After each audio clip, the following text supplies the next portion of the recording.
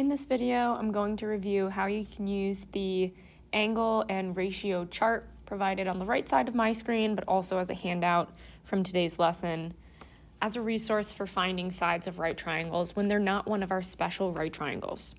So when you first approach a problem like this, I want you to identify the hypotenuse, opposite, and adjacent sides first.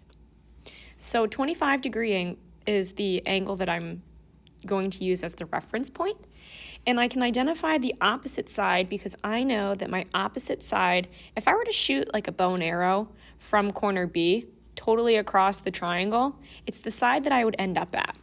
So in terms of where the 25-degree angle is, AC is the side opposite it. I also know that my hypotenuse will always be across from the 90-degree angle. So in this case, the 10 that I start with is the hypotenuse side. And I always save the adjacent one for last because it is kind of tricky to nail down, whereas the other two are more straightforward and follow the same idea of opposite or across. Now, the second thing to do is to look at the side I'm trying to solve for. I'm trying to solve for side AB, which is the adjacent side in my triangle. I also have the value on my hypotenuse. So I want to create a ratio, or look in the chart for a ratio of the adjacent side to the hypotenuse for a 25-degree angle.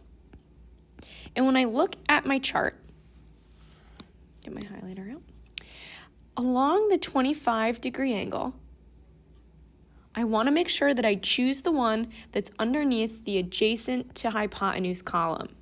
So I know that my ratio will work out to 0.906. If I had the adjacent side and I took that side divided by the hypotenuse, I would end up with an answer of 0.906. So let's go ahead and set up that ratio. Adjacent over hypotenuse equals 0.906. Now we know how to solve this, but I do need to create a ratio on the other side so that this is a true proportion and I can really go ahead and use the butterfly or cross multiplication methods. What that method says I need to do is to multiply x with 1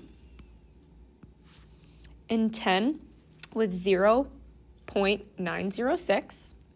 So x equals, if I were to multiply, let me get my calculator out. 10 times 0.906 is 9.06. So I know that is the length of my adjacent side. We also solved problems where I didn't have a diagram yet, and I only had the information inside of the triangle to start with. So what I'm going to do is I'm going to sketch the triangle. I know that it's a right triangle, which means I have a 90-degree angle in one of the corners.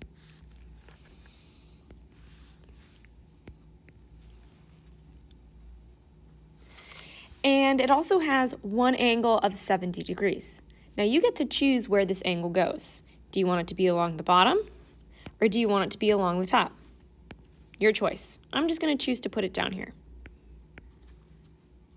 I also know that adjacent to the 70-degree angle is a side that is 2.4. Now, before we get into that, let's take a look at where our opposite, hypotenuse, and adjacent sides even are. I know that the hypotenuse must be across from the 90-degree angle, and that this would be the opposite side given that I'm using this 70 degrees as a reference. That means that my adjacent side happens along this bottom piece. I know that that adjacent side is 2.4 units long. I'm looking for the length of the opposite side. I don't know the opposite side. So what we're going to do is we're going to create a ratio with the opposite and adjacent sides for an angle that is 70 degrees. Looking at our chart,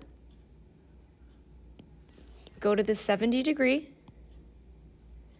and look under the column for opposite over adjacent. So I know that if I had the opposite side and I divided it by the adjacent side, I would end up with a ratio of 2.747. Now, in order for me to be able to solve this, I do need to create a true proportion. So I'm going to put this over 1.